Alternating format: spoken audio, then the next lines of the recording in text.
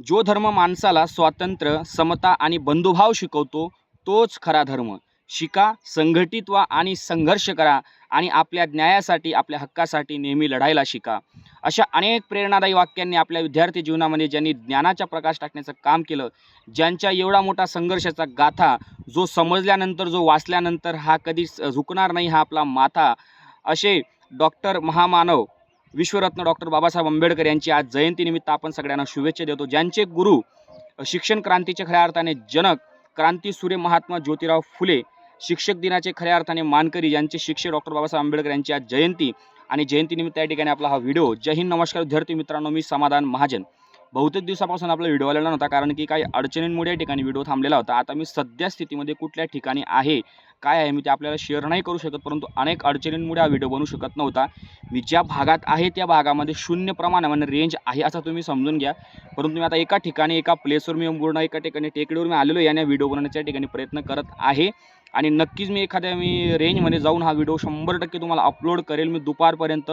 कृपया सगळ्यांनी व्हिडिओला जास्तीत जास्त सपोर्ट करा. बहुतेक विद्यार्थी मित्रांचे कॉल्स, मेसेज आले, त्यावरून मी व्हिडिओ बनवण्याचा प्रयत्न केला. चला आपण आपल्या मुद्द्याकडे वळूया, आपल्या विषयाकडे वळूया. मित्र हो, आजचा हा व्हिडिओ बनवण्याचा मुद्दा असा, यामध्ये काही ठळक मी 2-4 गोष्टींवर बोलणार आहे. सगळ्यात महत्त्वाची गोष्ट म्हणजे मी सांगणार आहे, आपले जे या ठिकाणी आपले जे रॉ स्कोर आपण त्या ठिकाणी पाहिलेले आहेत आणि या रॉ स्कोर नंतर आपल्या सगळ्यांना आतुरता लागली असेल ते केव्हा आता आमचे नॉर्मलाइज स्कोर येतील आणि केव्हा आम्हाला त्या ठिकाणी कळेल की आमचे प्रॉपरली त्या ठिकाणी नॉर्मलायझेशन मार्क्स किती झाले आहेत. लक्षात घ्या. यानंतर आपल्याला म्हणजे प्रॉपर समजेल की माझे नॉर्मलायझेशन झाल्यानंतर मार्क्स किती, म्हणजे रिझल्ट केव्हा लागणार आहे आपल्याला. आणि त्या रिझल्ट नंतर मित्र त्या ठिकाणी फिजिकलची कट ऑफ लागत असते आणि नंतर मग फिजिकलची डेट येते. लक्षात ठेवा तुम्ही, ठीक आहे. आणि हा एक मुद्द्यावर आपण बोलणार आहे. दुसरा मुद्दा असा आहे, आपल्याला किती मार्क्स आहेत की ज्यानंतर आपण फिजिकलची सहजपणे तयारी करू शकतो आणि प्रॉपरमध्ये त्या ठिकाणी तयारीसाठी आपण सहज जाऊ शकता. म्हणजे मला एवढे मार्क्स आहेत तर मी फिजिकलसाठी तयारी करू का, हा एक प्रश्न आहे. म्हणजे अशा काही आपण कट ऑफ आणि रिझल्टवर आपण काही 2 गोष्टी आपण या ठिकाणी बोलण्याचा या ठिकाणी प्रयत्न करणार. सगळ्यांच्या मनामध्ये शंका आहे.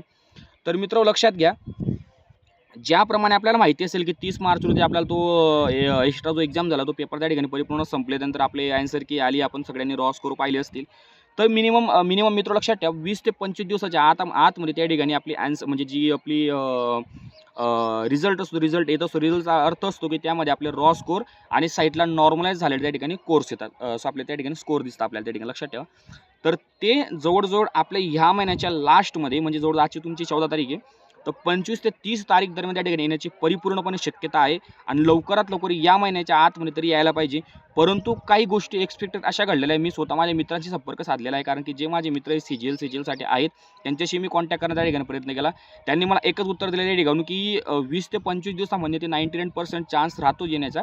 परंतु मुद्दा इलेक्शनमुळे अटकलेला आहे. कारण इलेक्शनमुळे असं अटकले काही युनिट्स आहेत ते सगळे इलेक्शन ड्युटीसाठी गेलेले, म्हणून अशा काही कारणांमुळे त्या ठिकाणी ही गोष्ट थोडी संभाव्यता या ठिकाणी राहू शकते. परंतु ह्या महिन्याच्या एंडिंगपर्यंत आपला रिझल्ट लागणं त्या ठिकाणी कितपत त्या ठिकाणी शक्य आहे, बरं का. आणि जर आपण कट ऑफबद्दल विचार केला मित्र हो, तर कट ऑफबद्दल तुम्ही अजिबात टेन्शन घेऊ नका. मी यानंतरचा एक महत्त्वपूर्ण व्हिडिओ ठिकाणी आणणार. त्या व्हिडिओमध्ये संपूर्ण तुम्हाला ऑगस्टमध्ये येणारी भरतीची संपूर्ण स्ट्रॅटेजी मी तुम्हाला सांगणार आहे.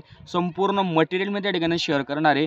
संपूर्ण आतापर्यंत जे आमचे जुने विद्यार्थी मित्र जे आता यशस्वी ठरलेले खऱ्या अर्थाने SSGD परीक्षेमध्ये, तुम्हाला गॅरंटी देऊन सांगतो मी. आता फक्त मी या ठिकाणी बोलून सांगत नाही, मी प्रॉपर त्यांचं सिलेक्शन झाल्यानंतर तुम्हाला सांगेल की त्यांना किती मार्क्स आलेले.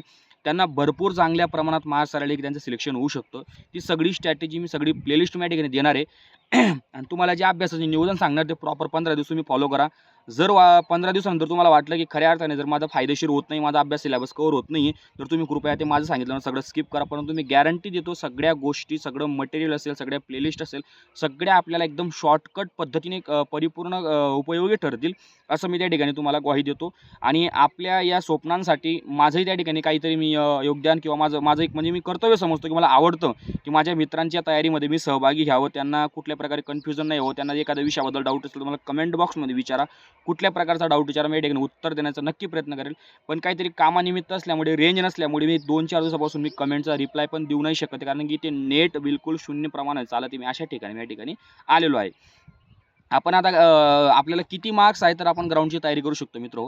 जर तुम्हाला या ठिकाणी 85 मार्क लक्षात घ्या, तुम्हाला 80-85 म्हणजे जवळ तुम्हाला 85च्या वरती मार्क्स असतील तर तुम्ही डायरेक्ट ग्राउंडसाठी त्या ठिकाणी तुम्ही तयारी करू शकता. तुम्ही म्हणजे सिलेक्शन होईल नाही होईल हे पुढचा विषय, परंतु अनुभव ही सगळ्यात मोठी गोष्ट आहे मित्र, लक्षात ठेवा. अनुभवातून जे काही शिकायला मिळतं ते मी तुम्हाला सांगू शकत नाही ना, तुमच्या जवळचं कोणी सांगू शकतं, कारण स्वतःच्या अनुभवाने जे माणूस शिकतो ना ते कोणताही गुरु आपल्याला शिकवू शकत नाही.